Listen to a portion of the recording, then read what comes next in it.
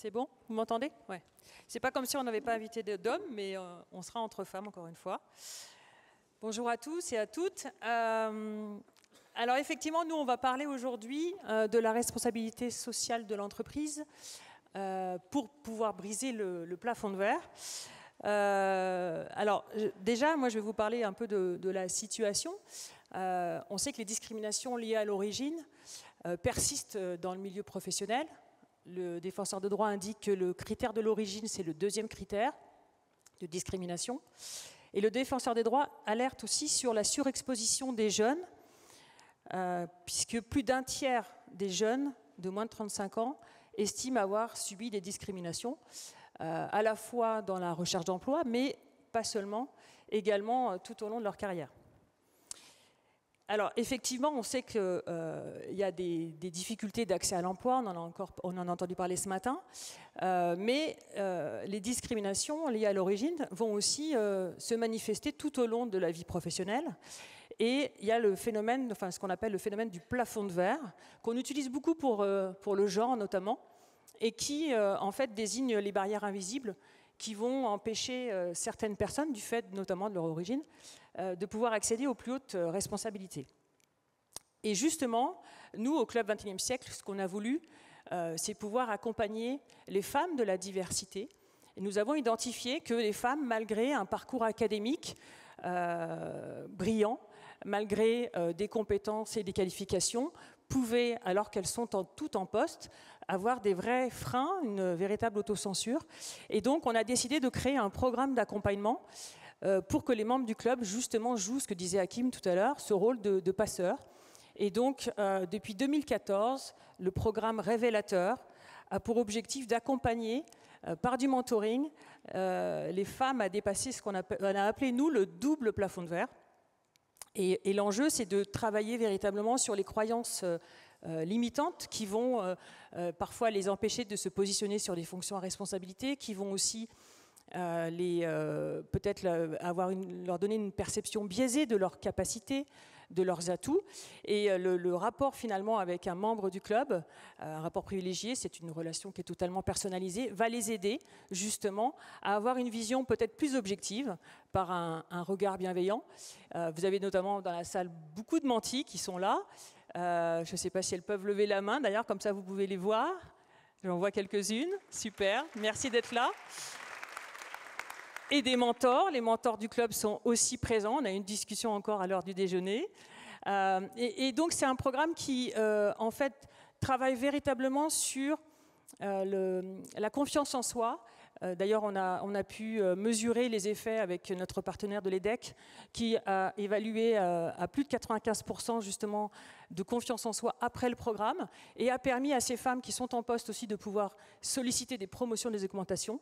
Donc on voit bien que l'accompagnement permet de pouvoir favoriser l'égalité des chances, de pouvoir aussi neutraliser les écarts éventuels qu'on peut avoir du fait de son origine. Alors donc je suis ravie aujourd'hui de parler de la responsabilité sociale de l'entreprise et d'accueillir ce panel de femmes. Mais vous allez le voir, on a un panel qui est très varié en termes de profil, puisque nous avons des personnes qui ont comment dire, au-delà des personnalités, qui ont des fonctions très différentes. Alors, tout d'abord, Marie-Hélène Pex, vous êtes directrice exécutive des partenariats régionaux de la création et de l'action territoriale de BPI France. Bonjour. Bonjour. À côté, donc Claire Alaria, vous êtes DRH de Pfizer France. Bonjour. Isabelle Locke, à vos côtés, qui est la dirigeante CEO de la filiale de BNP Paribas Leasing Solutions. Bonjour à tous. Et enfin, Margaret Johnston-Clark, vous êtes directrice internationale, diversité, équité et inclusion du groupe L'Oréal. Bonjour. Donc on va avoir des croisements de regards justement sur les pratiques des entreprises pour pouvoir faciliter l'accès à l'emploi d'une part, mais également les pratiques qui vont permettre d'encourager l'évolution tout au long de la carrière et également de faciliter ou de permettre aux salariés d'avoir ce sentiment d'inclusion. On va parler d'entrepreneuriat aussi avec vous, Marie. D'abord, peut-être se dire aussi qu'on en a un peu entendu parler ce matin. C'est vrai que le sujet de la diversité d'origine, c'est un sujet finalement qui reste assez tabou et dont on ne parle pas de manière spécifique. On a tendance à l'intégrer dans une politique globale de diversité et on a tendance à ne pas forcément nommer les choses et à ne pas le traiter. C'est une forme de tabou en France. D'ailleurs, c'est vrai que on voit bien qu'il y a quand même pour autant une évolution avec les mouvements sociétaux. On a vu MeToo, le mouvement aussi Black Lives Matter, qui fait qu'on commence à parler du sujet et à voir poindre aussi des attentes sociétales des salariés. Mais pour autant, la vraie question, c'est de savoir comment ça se passe aujourd'hui réellement dans les entreprises. Alors vous, Claire, en tant que DRH de Pfizer France, est-ce que vous voyez justement une évolution sur le sujet? Est-ce qu'on en parle plus aujourd'hui qu'hier? Et comment vous l'abordez justement, cette question de la diversité d'origine? Oui, déjà, ravi d'être avec vous aujourd'hui pour parler de ce sujet, de partager l'expérience de Pfizer. Donc Pfizer, groupe international, ils sont connus mondialement avec un certain nombre de filiales un petit peu partout dans le monde. Donc le sujet de la diversité est un sujet qui est historiquement au cœur de ce groupe, mais on a vu très clairement une évolution. La culture diversité, inclusion était profondément ancrée, avec un certain nombre de groupes établis au niveau plutôt du corporate, de la maison mère, segmentés en ce qu'on appelle les colleague resource groups, catégorisés suivant les différentes populations qu'on peut trouver au sein de la société, donc destinés à refléter la diversité de la société. Donc les femmes, les vétérans, pour ne citer que, les personnes atteintes de handicap, les personnes d'origine afro-américaine, hispanophones, etc., etc. Et il y a eu une sorte de shift. Alors je suis désolée, je vais utiliser beaucoup d'anglicisme, très probablement. Il y a eu un shift avec l'arrivée à la tête du groupe d'Albert Bourla, donc notre nouveau CEO qui est arrivé en 2019. Lui-même marqué par une histoire personnelle assez particulière, puisqu'il immigré grec avec des parents qui ont survécu à la Shoah à Thessalonique, qui est arrivé donc aux États-Unis, qui a fait toute sa carrière au sein de Pfizer et qui prend donc les rênes du groupe en 2019, avec une identité très forte qui se base autour de, c'est ce qu'il lance en tout cas à l'époque, 4 grandes valeurs qui animeront notre activité au quotidien. Donc le courage, l'excellence, la joie et l'équité, pour finir. Donc l'équité, c'est le principe selon lequel chaque collaborateur, quel qu'il soit, doit pouvoir être vu, entendu et pris en compte. Et à partir de là, à partir de ces 4 valeurs, effectivement, l'actualité va lui donner l'opportunité de prendre des positions assez claires et assez courageuses. Ça a démarré effectivement en 2020 avec George Floyd, à l'occasion, tragédie à l'occasion de laquelle il a pris la parole de façon assez courageuse pour lancer la discussion et pour avoir exprimé une position très forte sur le fait que il fallait éviter ce genre de situation. Il y a eu effectivement également toutes les émeutes qui ont pu suivre, des agressions qui ont eu lieu aux États-Unis contre certaines communautés ou groupes de personnes. Donc clairement, ça a accéléré. Ça a vraiment accéléré le mouvement en interne. Ce qui s'est passé, c'est qu'on est passé aussi d'un groupe diversité-inclusion à un groupe diversité-équité-inclusion. Donc le changement de terminologie aussi est important. Et là où on s'en est emparé en France, c'est qu'on a commencé à monter progressivement le groupe diversité-inclusion et à le faire monter en puissance. Et récemment, donc depuis 2 ans de mémoire, on a rajouté cette dimension autour de l'équité pour encore enrichir notre groupe diversité-inclusion et avoir un sujet de travail et de réflexion autour de l'équité et de l'égalité des chances. C'est un groupe qui est réservé à quel type de profil de salarié? Alors, il est réservé à personne. Déjà, ce qui est très très bien, c'est qu'il est supporté comme les autres composantes du groupe Diversité et Inclusion par plusieurs sponsors de notre comité de direction. Donc ça, c'est important. Il y a un sponsorship des membres du comité de direction. Oui. Je pense que c'est vraiment le message. L'exemple vient d'en haut, c'est l'affaire de tous. Donc il faut vraiment, c'est comme en politique ou au quotidien, l'exemple vient d'en haut, donc il faut vraiment que ce soit insufflé dans toutes les filiales de la même façon. C'était nouveau, ça a été nouveau chez Pfizer, justement, cette prise de position. Est-ce que ça a marqué une nouvelle étape? Un tournant, oui, clairement. Ça nous a ouvert la porte à la culture, enfin, ça a accéléré la culture de la discussion qui existait déjà à travers la valeur courage. C'est parler, s'exprimer, porter les sujets qui grattent et qui sont urticants sur la table pour s'en emparer avec ouverture. Donc ça, c'est vraiment ça s'est accéléré, oui, avec ces prises de position de la part de notre CEO, très clairement. Ok, merci. Margaret, justement, vous, chez L'Oréal, il y a un enjeu business, puisqu'il faut s'adresser à toutes les peaux, à tous les cheveux. Pour autant, donc c'est quelque chose que vous vivez depuis toujours, dont vous avez pris conscience et sur lequel vous travaillez, la diversité d'origine, mais pour autant, vous notez aussi une accélération, notamment en France, sur ces sujets. Bonjour à toutes et à tous. Donc en effet, moi j'ai la chance de travailler pour un groupe qui s'est engagé sur ces questions-là il y a 22 ans. Et c'est le PDG, en fait, le directeur général de la filiale aux États-Unis qui l'a créé en 2002. Donc ça fait, oui c'est ça, ça fait, pardon, excusez-moi, presque 21 ans. Et il a créé cette fonction aux US, et quand il est devenu PDG au niveau du groupe à l'international, en 2007, il a créé la fonction à l'international. Donc en effet, nous on a et donc ça rapportait directement au business. Ensuite, ça a été repris dans certains pays par les relations humaines. Mais ce qui est important, en effet, c'est que ça a toujours fonctionné sur 3 piliers. Le pilier relations humaines pour créer des équipes diverses, mais aussi côté consommateur, pour s'assurer qu'on pouvait répondre à tous les besoins des consommatrices et des consommateurs en fonction de leur peau, de leur typologie de peau, de leur teinte de peau, mais aussi du cheveu. Donc ça, c'est quelque chose qui est important parce qu'on ne fait que des produits de beauté, on fait rien d'autre. Donc on a des équipes recherche et innovation qui sont dédiées à ça, et puis ensuite des équipes liées à nos marques et aux opérations.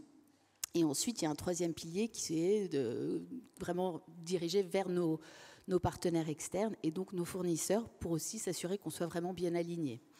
Donc, et comment vous faites justement pour assurer cette représentativité de la diversité dans vos équipes en termes de recrutement, par exemple? Comment vous faites pour avoir toutes les origines? Donc nous, concrètement, depuis des années, on forme l'ensemble de nos équipes de talent acquisition, de recrutement au biais inconscient, aux micro-agressions. Ça, c'est une notion qui est ressortie très fortement en 2020. Donc moi, j'ai fait des cercles, ce qu'on a appelé des cercles d'écoute dans certains marchés où il y avait énormément de colère et de besoin de s'exprimer, et donc de besoin d'écouter nos collaborateurs et nos collaboratrices. Donc par exemple, ce terme micro-agression est ressorti très fortement en disant qu'est-ce que le groupe L'Oréal fait en interne. Est-ce que vous pouvez donner des exemples, justement? Quel est l'impact des micro-agressions? Parce qu'on a vu tout à l'heure sur les biais que ça pouvait justement réduire la performance de 20%. Pour la personne qui était victime. Est-ce que vous l'avez mesuré? Vous avez Oui, alors après les micro-agressions, on les a définies, on a fait des e-learning qu'on a fait dans une dizaine de langues pour toucher l'ensemble de nos collaborateurs et nos collaboratrices dans les marchés. Donc ça, c'est des choses qui durent 20 minutes. C'est précisément le but même d'une micro-agression, c'est qu'on a l'impression que c'est sous toujours le côté un peu avec une touche d'humour, c'est jamais vraiment méchant, c'est pas sexy, c'est pas raciste, c'est pas homophobe, mais c'est des petites piques. Donc on a même fait un petit film autour pour démontrer à quoi ça ressemblait. Donc c'est des petites phrases qui se disent anodines, pas méchantes, pas personnelles, et qui en réalité le sont complètement. Donc qui déstabilisent et qui peuvent créer des vraies tensions. Donc nous concrètement, on essaye au mieux de former nos recruteurs, mais on sait parfaitement que ce n'est pas les recruteurs qui recrutent. Donc en fait, il y a tout un travail de fait auprès des managers, et ça, c'est ce qu'on est en train de mettre aujourd'hui en place, c'est comment est-ce qu'on doit manager et l'idée de manière inclusive. Donc ça, c'est vraiment probablement la chose la plus concrète qu'on puisse faire à ce stade, c'est de mettre en image pas juste à quoi ressemble une équipe diversifiée, mais l'équité dont vous parliez, Et surtout, qu'est-ce que c'est que l'inclusion? Parce que ça, par contre, ce n'est pas du tout un terme qui est bien compris en dehors des cultures anglo-saxonnes, ni l'équité, ni l'inclusion. C'est assez récent en France, effectivement. Donc en France, par exemple, beaucoup de gens pensent que c'est l'intégration. Alors évidemment, pas les personnes dans cette audience, mais moi, je passe beaucoup de temps. D'ailleurs, maintenant, j'ai même fait un film en motion design pour le mettre et l'expliquer, la différence entre la diversité, l'équité et l'inclusion, en plusieurs langues. Comme ça, on est sûr au moins d'avoir une base commune. Et au niveau du recrutement, vous avez une pratique justement particulière pour pouvoir, on parlait de conformisme tout à l'heure, justement pour essayer, notamment en France, de dépasser le sacro-saint diplôme. Donc en France, si on parle de la France, qui est un de nos marchés clés évidemment, on a mis en place un certain nombre de mesures, par exemple pour ce qu'on appelle notre pépinière, qui est en fait nos talents, qui sont des personnes en CDI qu'on recrute, donc plutôt des jeunes diplômés. On va aller chercher 20% de ces pépinières dans des écoles qui ne sont pas des écoles dites cibles, dites historiques. Donc là, on avait des partenariats classiques. Donc par exemple, en France, ce serait l'équivalent des grandes écoles ou de Sciences Po dont on parlait tout à l'heure. Donc voilà, donc l'idée, c'est vraiment d'être présent sur l'ensemble du territoire. Donc ça, c'est vrai en France, mais c'est vrai en Chine, c'est vrai aux États-Unis, c'est vrai un peu partout. Donc c'est ça qui est important, c'est de pouvoir s'assurer que vraiment on aille chercher les talents dans l'ensemble du territoire. Et ça fonctionne? Vous avez des résultats justement en termes de... Après, le challenge, c'est pas du tout le recrutement, c'est la rétention en fait. Donc c'est de s'assurer qu'il y ait un management inclusif pour pouvoir permettre des promotions et vraiment des parcours formidables pour l'ensemble de nos équipes. Et pour évoluer, oui. Alors, Isabelle, vous, en tant que CEO donc, de BNP Leasing Solutions, vous considérez que la diversité, c'est un sujet complexe et qu'on doit prendre par différents aspects? Oui. Et en plus, c'est encore très tabou. Et je pense que c'est bien d'avoir une communication proactive, mais quelquefois, il faut aussi être capable de voir les choses. Et c'est pas facile. C'est pas facile. Je vous donne un exemple. Moi, quand je suis arrivée CEO de Leasing Solutions, donc on est présent dans 21 pays. J'ai visité la France et donc je suis allée sur notre floor de back-office et j'ai trouvé beaucoup de jeunes, énormément de diversité. Moi, j'ai grandi à Créteil. J'ai retrouvé des gens avec qui j'aurais pu être en collège. Et j'ai passé la journée, à la fin de la journée, en débrief avec le responsable de la France. Et je lui ai dit, tu sais, c'est assez intéressant parce qu'il y a une anomalie statistique dans tes équipes. C'est qu'aucun des managers, et quand je parle des managers, je parle même des managers de proximité, c'est-à-dire le premier niveau managérial. Et je lui dis, tu vois, c'est marrant, tes managers, il n'y en a aucun qui ressemble à un des membres de leurs équipes. Moi, je trouve ça hyper choquant. Pas de réponse. J'avais jamais vu les choses comme ça. C'est ce qu'on appelle l'angle mort, en fait. C'est-à-dire que là, vous l'amenez à se poser les bonnes questions. Oui, mais c'est plus qu'un angle mort, parce que ça ne dérange personne. Donc qu'est-ce qu'on peut faire justement par rapport à ça? Ça ne dérange pas parce que finalement, on ne voit pas forcément l'enjeu derrière tout ça. On parle souvent de diversité de business case.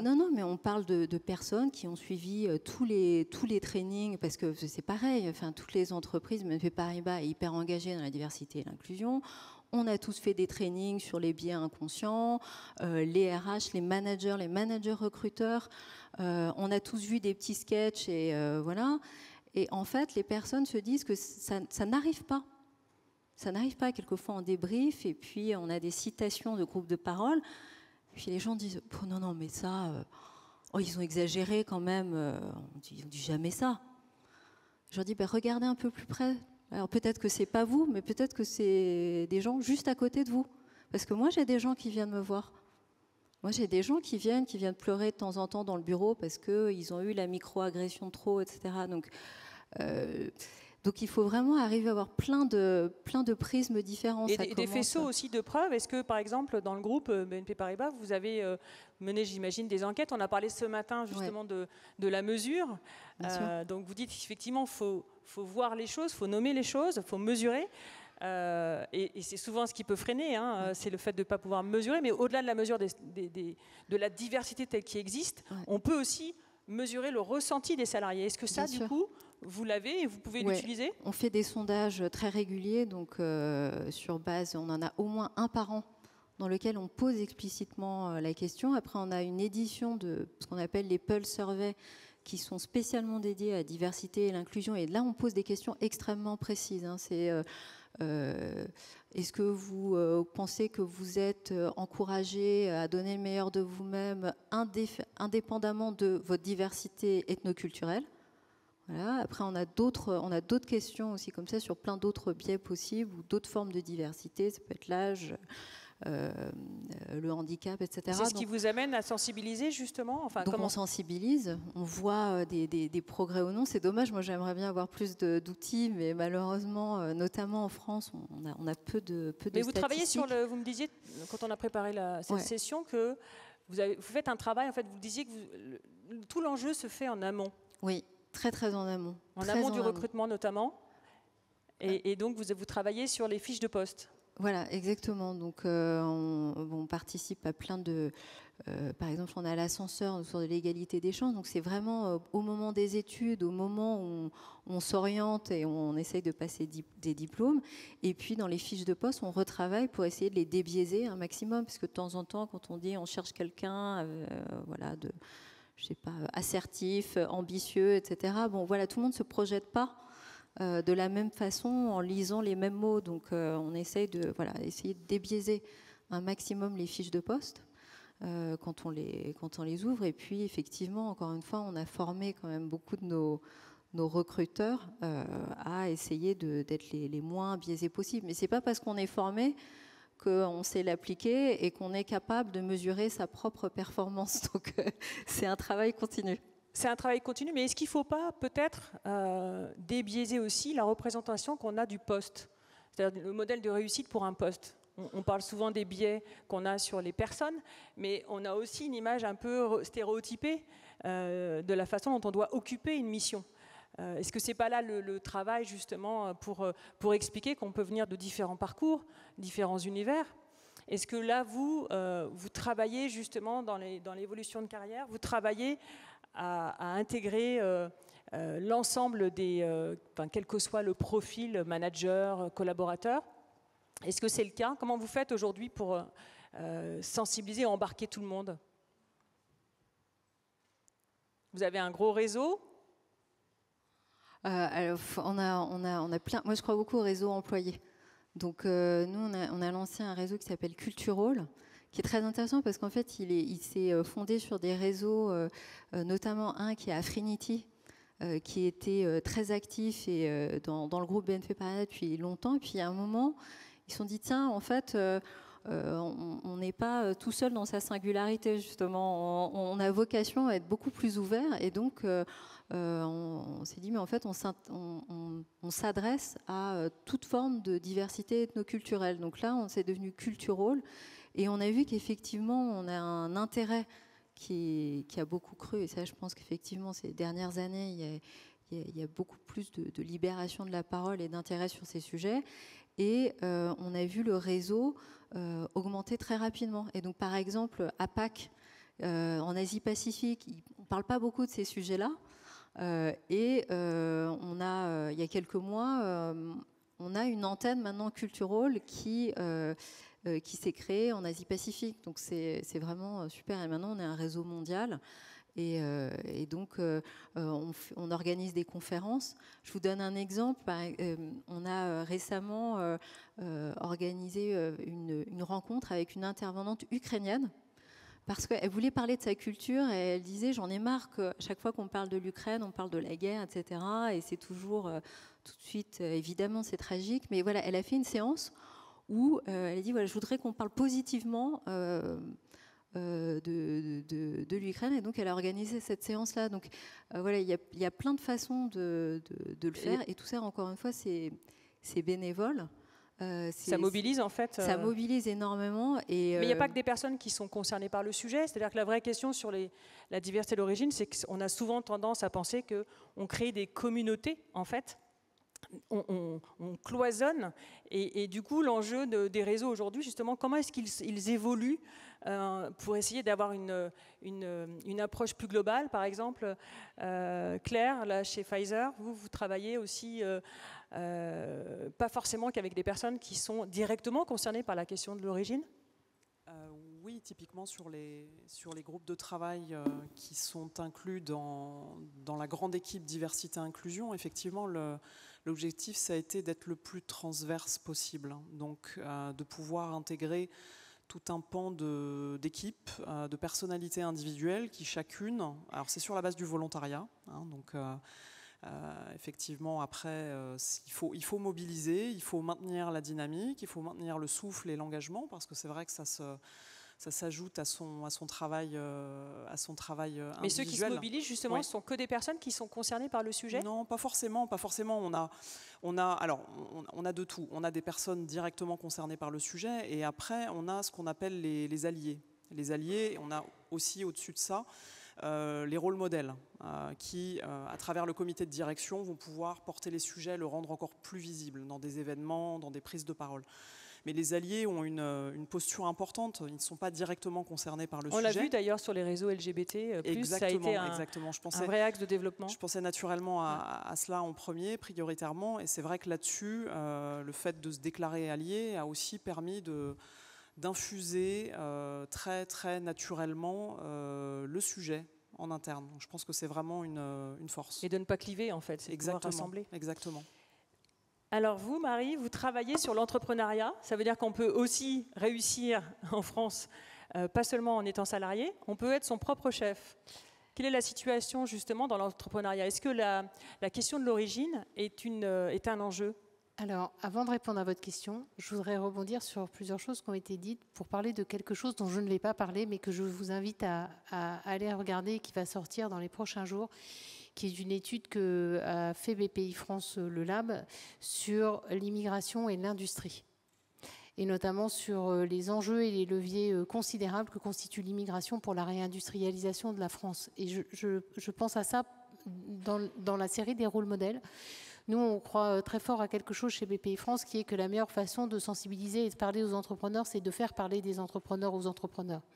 Et donc, cette étude, elle est faite en écoutant les entrepreneurs du monde de l'industrie. Là, je vous piège, hein, parce qu'on n'en avait pas parlé, mais c'est en vous entendant tous que je rebondis là-dessus, qui parle des freins et des leviers incroyables qu'il peut y avoir à aller chercher dans les gens issus de l'immigration, voire à faire venir en France des salariés qui vont pouvoir contribuer au développement industriel et à la réindustrialisation du pays. Ça, c'est un petit aparté, mais je pense que c'est quelque chose de... Ça montre aussi que les regards évoluent, que les réalités socio-économiques sont telles, notamment d'ailleurs dans l'attractivité des emplois, dans la capacité à faire venir, dans le rôle modèle des entreprises, dans l'image de l'employeur. Moi, j'ai de ce côté-là beaucoup d'espoir dans le simple intérêt absolu à intégrer ces questions de diversité pour les entreprises elles-mêmes dans un pur enjeu de business, indépendamment de sujets essentiels d'éthique, de société, de droit, d'équité et de tout ce dont on a parlé. Le driver du business, c'est quand même un bon driver. Effectivement, ce sur quoi moi je voulais rebondir et intervenir cet après-midi, c'est de dire que assurer le positionnement de la diversité dans l'entreprise, c'est aussi assurer à la diversité l'accès à l'entrepreneuriat. Parce qu'après tout, toute la diversité doit pouvoir avoir sa place dans une entreprise salariée, y compris dans des postes de management et dans des évolutions au sein d'une entreprise. Mais rentrer dans l'entreprise en étant le patron, c'est encore la meilleure façon de casser les plafonds de verre au départ. Parce que à partir de là, normalement, vous pouvez difficilement monter plus haut. Et si on ouvre et si on assure cet accès à l'entrepreneuriat, à toutes les palettes de la société française, à toute la diversité, on va aussi changer, et vous le citiez tout à l'heure, sur l'importance qu'a eu le CEO de Pfizer dans l'évolution de la boîte et dans la façon dont l'entreprise a elle-même pris en compte le sujet de la diversité. Un entrepreneur, un patron ou une patronne et une patronne issue de la diversité, elle aura sans doute beaucoup moins de biais au recrutement et à l'évolution des salariés de sa propre entreprise. C'est dans ce cadre-là, et par ailleurs, on constate aujourd'hui en France qu'il y a une dynamique entrepreneuriale extrêmement forte. Et on a encore dépassé cette année, en 2022, plus d'1 million de créations d'entreprises en France. Et quand on fait des enquêtes, et on les fait tous les 2 ans pour regarder ce qu'on appelle l'indice entrepreneurial, ce qu'on appelle l'insertion de la population dans une dynamique entrepreneuriale, on interroge 5000 personnes et on leur demande: est-ce que vous êtes entrepreneur, vous avez été entrepreneur, vous êtes porteur de projet ou vous êtes intentionniste, c'est-à-dire que vous vous dites un jour pourquoi pas moi. Pourquoi pas moi. Eh bien, 1 Français sur 3 est dans une dynamique entrepreneuriale. Ce qui veut dire que c'est une réalité qui va au-delà de je crée ma boîte parce que j'arrive pas à trouver un job. Oui, c'est pas par défaut. C'est une vraie volonté. Et donc ça, c'est quelque chose que l'on considère extrêmement positif. Je vais tempérer les ardeurs. 1 Français sur 3, 1 Française sur 4. Et là, on se dit, c'est bizarre quand même. Il n'y a rien de génétique qui fait que normalement, sous prétexte que je suis une femme, je devrais ne pas avoir envie de me lancer dans l'entrepreneuriat. Et pour les personnes, du coup, un habitant des quartiers sur 5. Et je ne vous donne pas le chiffre des habitantes des quartiers parce que... Est-ce que c'est lié, enfin, comment vous expliquez ça? Alors, avant d'expliquer, je voudrais vous remonter un peu le moral en vous disant que ces chiffres restent inacceptables, mais vont plutôt dans le bon sens. C'est-à-dire que les écarts se réduisent et que la dynamique entrepreneuriale elle est plutôt croissante, y compris chez les habitantes des quartiers qui se disent aujourd'hui plus qu'hier, pourquoi pas moi.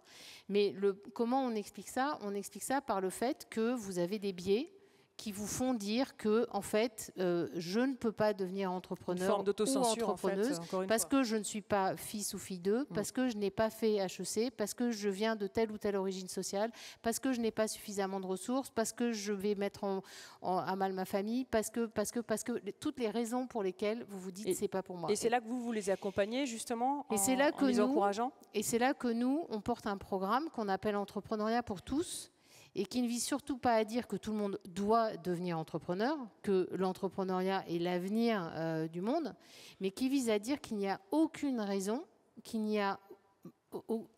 rien ne justifie une forme de déterminisme qui ferait que vous ne seriez pas en mesure, si vous avez envie de vous lancer dans l'aventure entrepreneuriale, qui est une aventure très exigeante, mais qui est une aventure qui est ouverte à tous, il n'y a aucune raison que vous ayez moins de chances de réussir parce que vous êtes une femme, parce que vous êtes issu des quartiers, parce que vous n'avez pas fait HEC ou parce que vous n'avez pas les bons codes et les bons réseaux. Et donc, ce que l'on fait, c'est que on s'appuie sur l'ensemble des acteurs et notamment sur l'incroyable diversité en fait, du monde associatif autour de l'entrepreneuriat. On a un collectif qui s'appelle le collectif Cap Créa qui mobilise une trentaine d'associations qui sont 5000 collaborateurs, 3000 implantations en France, 55 000 bénévoles qui sont partout sur le territoire et qui, comme l'ADI, comme 100 000 entrepreneurs, comme France Active, comme Initiative France, comme tous ces acteurs-là, comme les premières, vont accompagner dans la réussite entrepreneuriale des porteuses ou des porteuses de projets,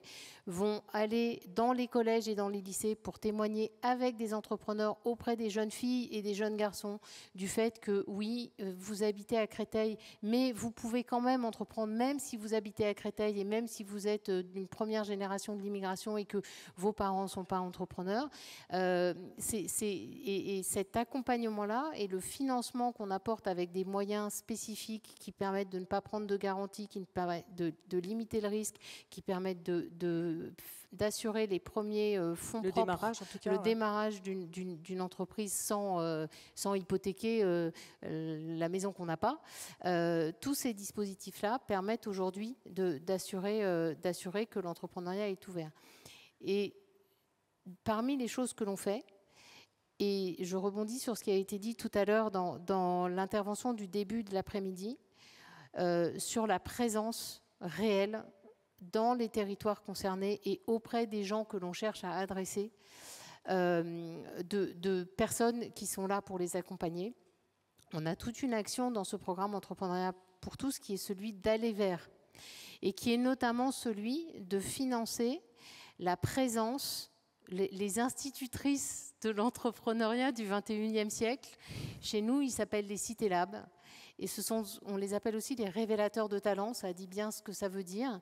Et ils habitent au pied des tours et ils sont au plus près des centres sociaux, des clubs de sport, de là où les gens sont, les porteurs de projets éventuels sont, et ils sont là pour aller les chercher et pour les amener vers le droit commun des réseaux associatifs, des structures, des banques qui vont demain pouvoir les aider à lancer leurs projets. Donc il y a tout un tissu que vous animez.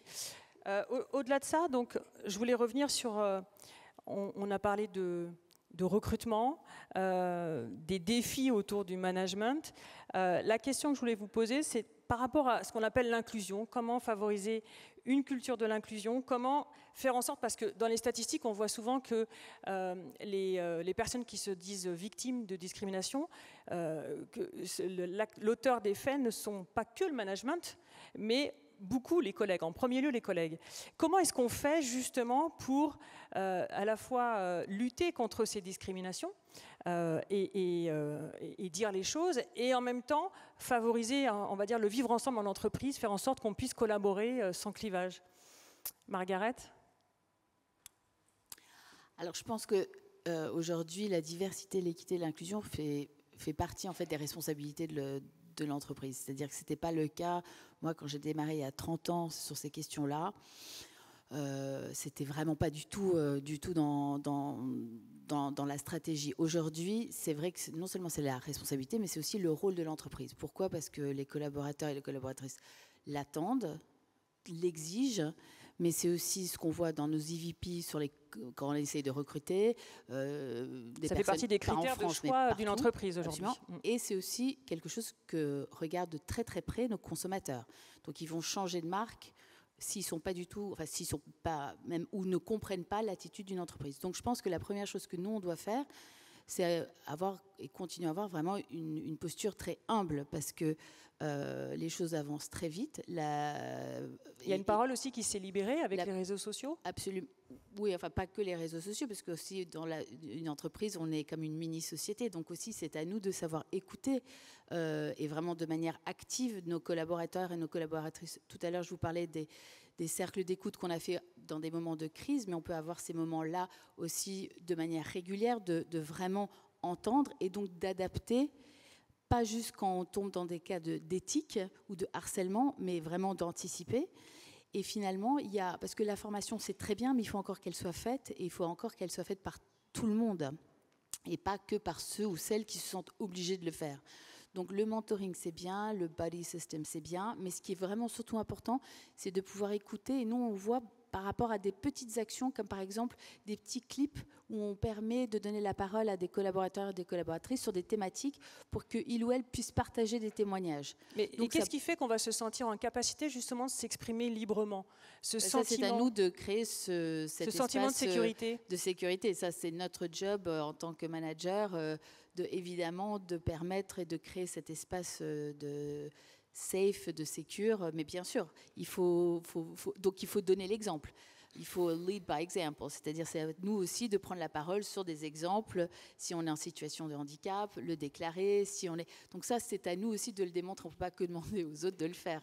Et finalement, peut-être la dernière chose que je voudrais dire, parce qu'on n'en a pas du tout parlé, c'est l'intersectionnalité. Alors je sais que c'est un terme qui fait toujours très américain, donc je suis moitié américaine, mais je pense que nous, on ne peut pas que gérer on ne peut pas que se définir en tant que femme, ou plus de 50 ans, ou qu'en situation de handicap, ou que par rapport à nos origines culturelles, et ainsi de suite.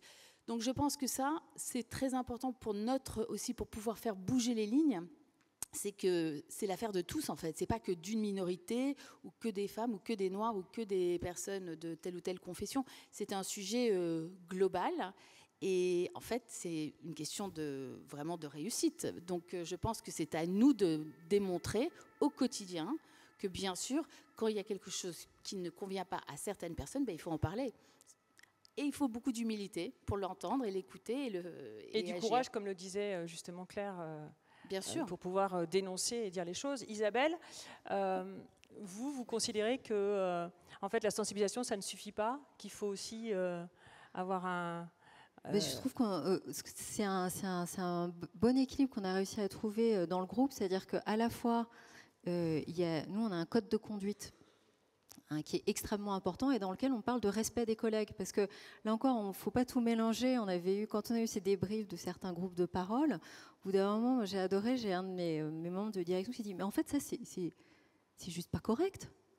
C'est des mauvais managers. » Avant de parler de diversité, ils freinent la diversité, c'est totalement mauvais de faire ça. Et donc, voilà, donc je trouve qu'il y a des choses de base. Donc, il y en a souvent tendance à mettre de côté alors qu'on a des salariés qui donnent des résultats. On intellectualise un peu, mais en fait, il y a des choses, c'est le respect des personnes. Et donc on a dans ça veut dire qu'on ne transige plus ? On ne transige pas. Et là aussi, on a eu beaucoup de discussions avec nos équipes managériales en disant... et puis comme vous dites, c'est pas que le manager, c'est pas que... Il y a plein de gens qui sont témoins de choses, qui sont là et qui ne disent rien. Et donc là, on leur a dit, attendez, vous faites une formation, vous signez dès l'embauche et puis de manière régulière votre adhésion au code de conduite. S'il y a un breach dans le code de conduite, c'est votre devoir de le signaler. Parce que donc même en tant que témoin, si on ne dit rien, on peut être considéré comme plus ou moins complice, n'ayant pas permis que justement au sein du groupe BNP Paribas, on n'ait pas un environnement qui soit safe. Et là, on parle vraiment de sécurité. Donc, on n'a pas à se faire agresser sur son lieu de travail.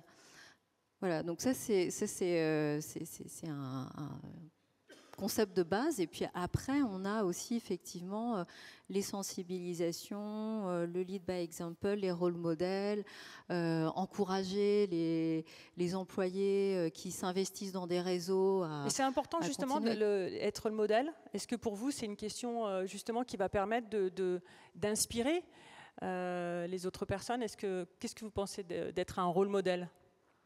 Moi, je suis très fière et je suis très contente d'être un rôle modèle. Après, quelquefois, je dis, mais encore heureux que j'ai réussi parce que j'ai fait Polytechnique, j'ai un master d'affaires internationales à Columbia. J'ai été, je considère, assez performante dans l'ensemble de mes jobs. Voilà, je pense pas avoir volé ma place.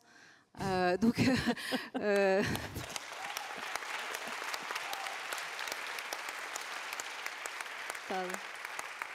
vous êtes un cas unique au sein du groupe. Vous êtes un cas unique au sein du groupe. Non, heureusement, et justement, c'est ce que je voulais dire, c'est-à-dire que je pense que mon cas peut pas être déjà pris comme enfin voilà, chacun on a des parcours différents. Et moi, ce que je veux, c'est que l'ensemble des employés ait vraiment une égalité de chance. C'est-à-dire que, quel que soit d'où l'on vient, les études qu'on a pu faire, si on est bon dans son travail, si on s'implique, eh ben, on a les mêmes chances de réussir que quelqu'un d'aussi bon, qui a des circonstances différentes. Et donc, c'est important les rôles modèles, parce que quelquefois, ça permet de se projeter et de savoir que ça peut arriver. Mais moi, je crois assez peu à l'autofrein.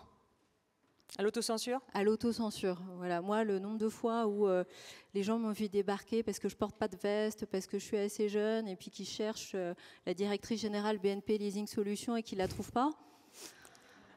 Ça arrive. Donc en fait, les freins ne viennent pas de vous, mais viennent plutôt des autres. Moi, on me renvoie une image que j'ai pas une tête de directrice générale. Et c'est pas grave. Mais, donc, maintenant, si, ça y est. Donc voilà. Vous avez créé je pense que ça fait partie un peu aussi des biais de perception où les rôles modèles, ils servent beaucoup à l'entourage, plus que même aux personnes qu'on peut appeler concernées. Oui, ça permet de rassurer effectivement et de voir que c'est possible, que cette prise de risque n'en est pas un finalement. Pour conclure, un petit mot, Claire. Quel est le plus grand défi aujourd'hui sur les questions de la diversité d'origine ? Les défis, c'est de continuer à sensibiliser en interne, comment dirais-je, à casser les idées reçues, c'est continuer ce travail à tous les étages de l'organisation, France ou ailleurs dans le monde d'ailleurs, de continuer à infuser cette culture de la diversité, de de l'inclusion, de l'égalité des chances, le fait de ne pas s'auto-censurer. Donc c'est continuer à diffuser ces messages.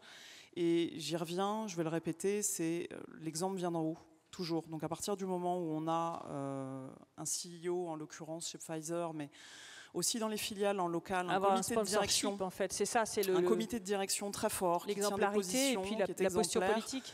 Déjà, ça aide beaucoup. Et puis le fait de, effectivement, le code de conduite. Marie, un petit mot de la fin sur l'entrepreneuriat. Alors moi,